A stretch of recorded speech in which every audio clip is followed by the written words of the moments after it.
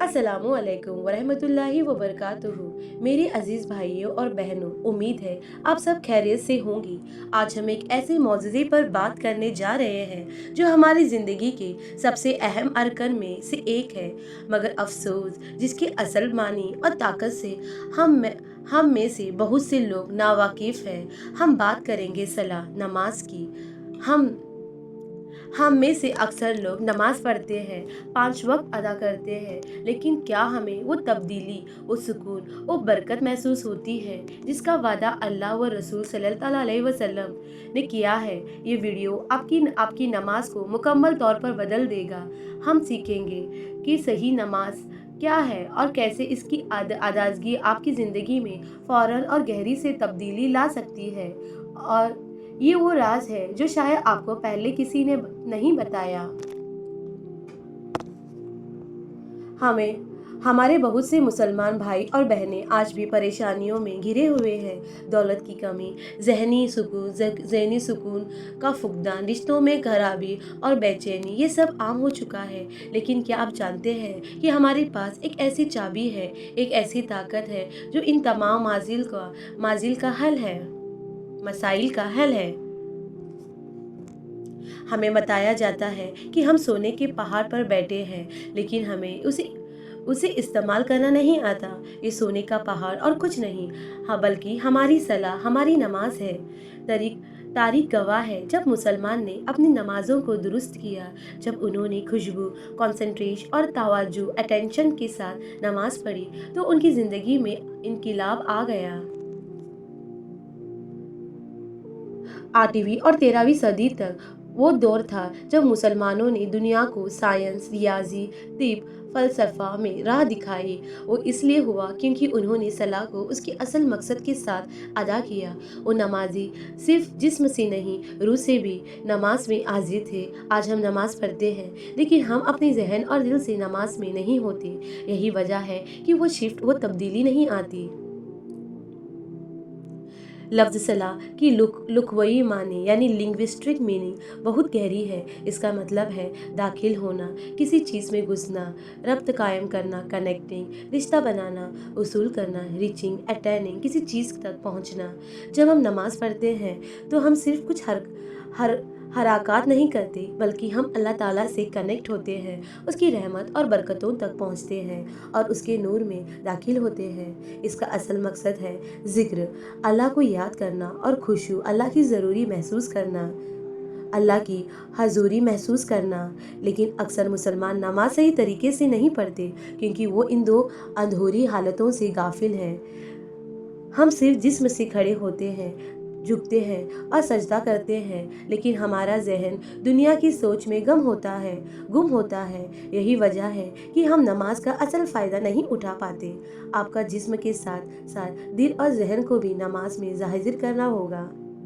नमाज की 3 बुनियादी मरहले हैं और हर मरहले को अपना एक अंदरूनी मकसद और फ़ायदा है जो हमारी ज़िंदगी को पूरी तौर पर बदल सकता है। कियाम, कायम होना, खड़ा होना, रुकू, झुकना, सुजूद, सजदा करना। आइए इन्हें तफसील से समझते हैं। मरहला 1, कियाम, खड़ा होना, ज़हनी वज़ीहत और हिदायत। जब हम नमाज के लिए खड़े होते हैं यानी कियाम करते हैं, तो इसका सिर्फ ये मतलब नहीं कि हम सीधे खड़े हैं। इसका एक गहरा अंदरूनी मकसद है,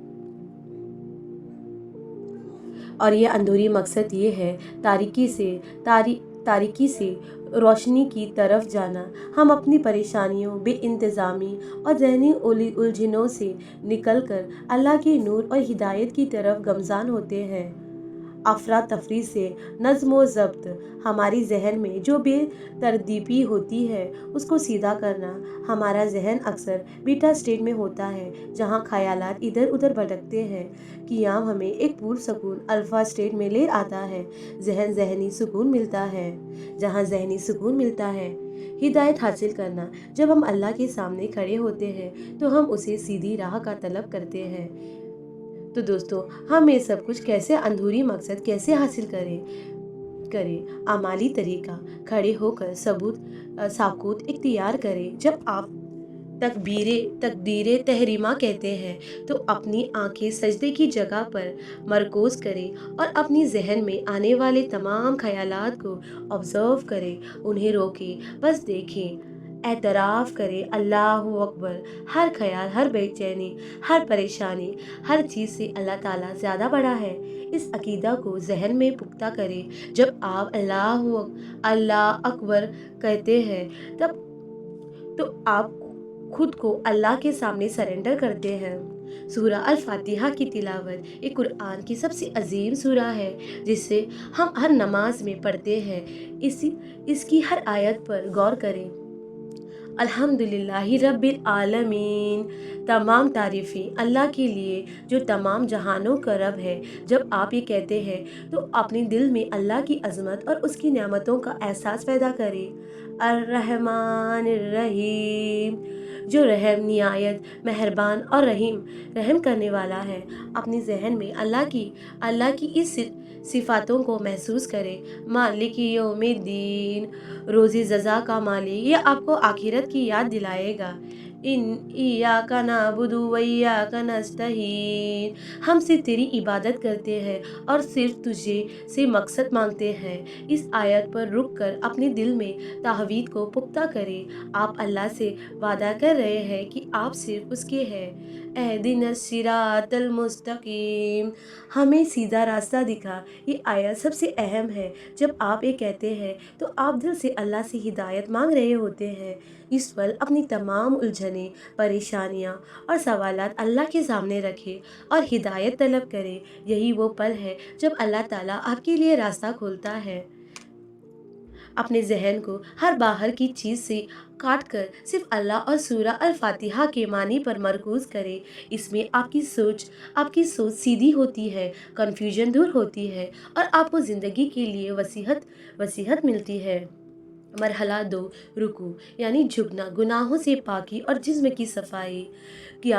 قیام کے بعد اگلا مرحلہ رکوع کا ہے، یعنی کمر تک جھکنا۔ اس کا بھی ایک بہت ہی گہرا اور فزیکل کے ساتھ اسپریچول مقصد ہے۔ اس کا اندرونی مقصد ہے طہارت اور دبی ہوئی جذبات کا اخراج۔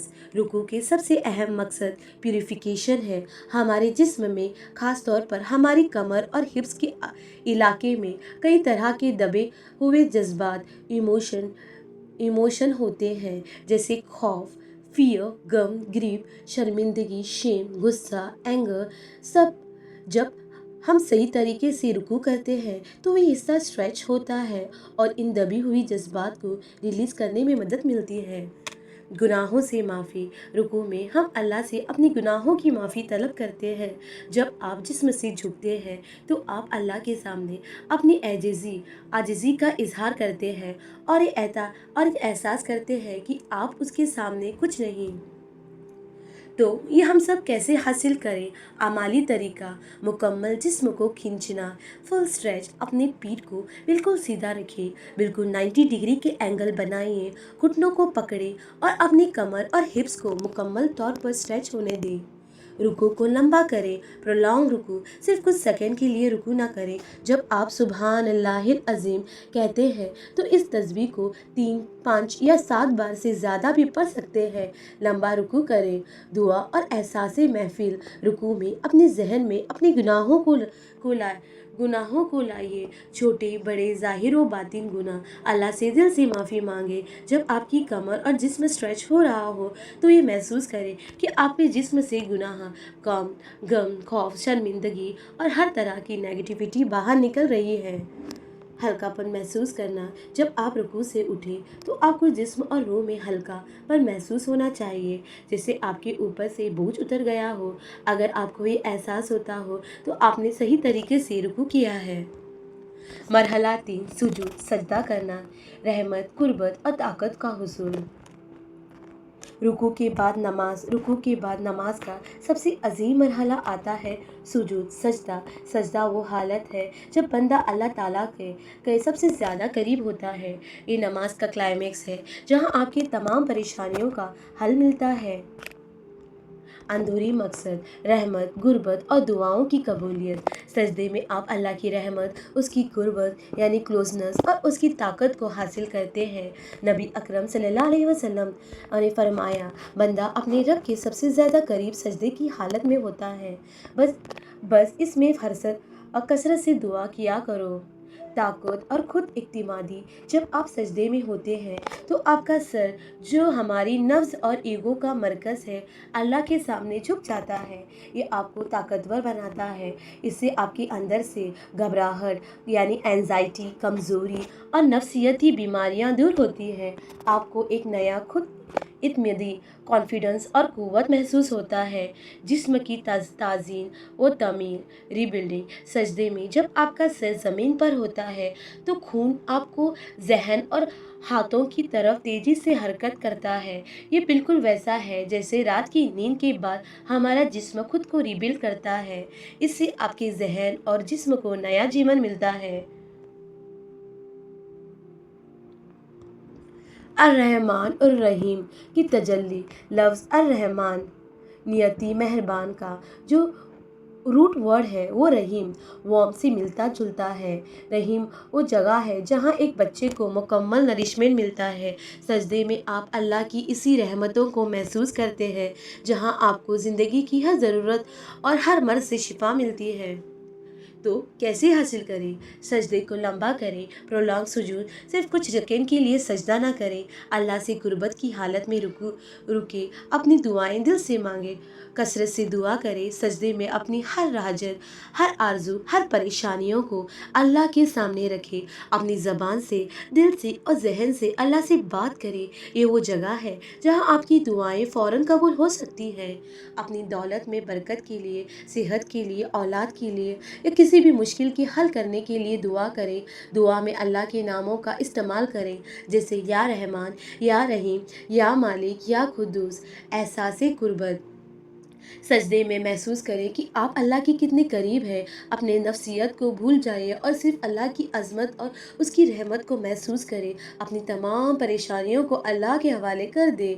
पावर और कॉन्फिडेंस। जब आप सजदे में उठें तो आपके अंदर से एक नया पावर, कॉन्फिडेंस और सुकून महसूस होना चाहिए।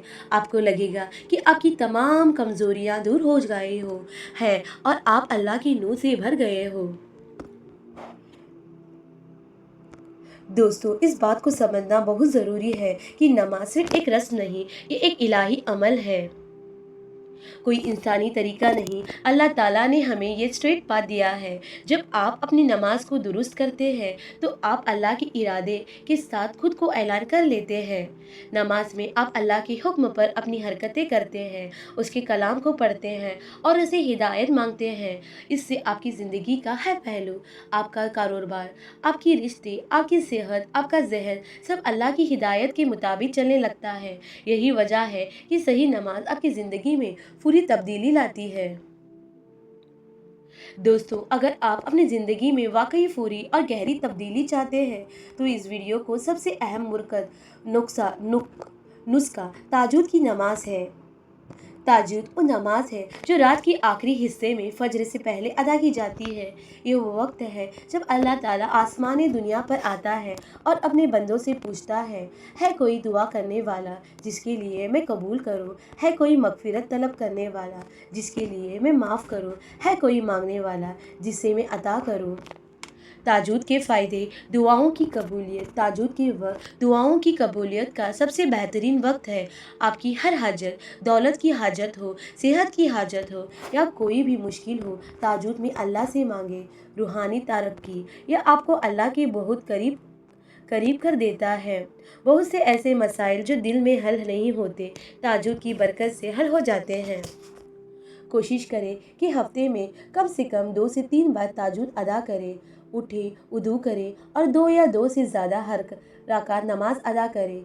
सजदे में और नमाज के बाद दिल खोलकर दुआएं मांगें। अब सवाल ये है कि अपनी नमाज को कैसे दुरुस्त करें। नियत की तंदुरुस्ती। हर नमाज से पहले अपनी नियत को ताज़ा करें। जहन में लाइए कि आप अल्लाह के लिए नमाज पढ़ रहे हैं, उसकी रज़ा के लिए।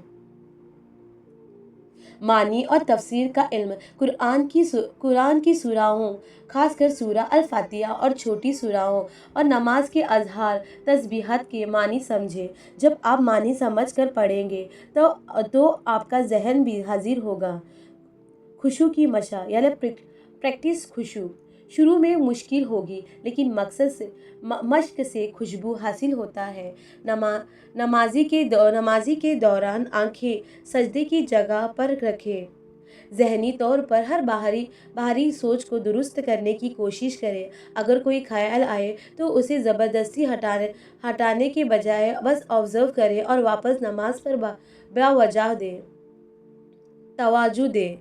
अपनी सांसों पर तवाजु दें। हर रुख को आराम से अदा करें। हर रुख को आराम से अदा करें। जल्दी नमाज न पढ़ें। हर रुकू, सजदा और क़ियाम का इत्मीनान से अदा करें। ताजुद को लाजिम करें। ताजुद की पाबंदी आपके 5 वक्त नमाजों में भी खुशबू पैदा करेगी। दोस्तों, सलाह नमाज सिर्फ एक फ़र्ज़ नहीं बल्कि अल्लाह की तरफ से हमारे लिए एक अजीम तोहफ़ा है।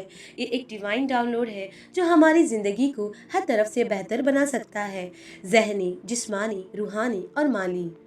अगर आप अपनी ज़िंदगी में वो शिफ्ट चाहते हैं, वो तब्दीली चाहते हैं, तो अपनी नमाज को सही करें।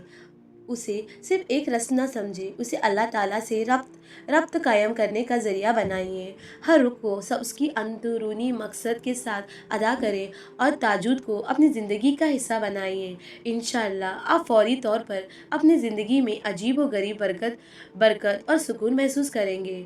अपनी नमाज को दुरुस्त करें, अपनी ज़िंदगी खुद दुरुस्त हो जाएगी। अपनी ज़िंदगी खुद दुरुस्त हो जाएगी।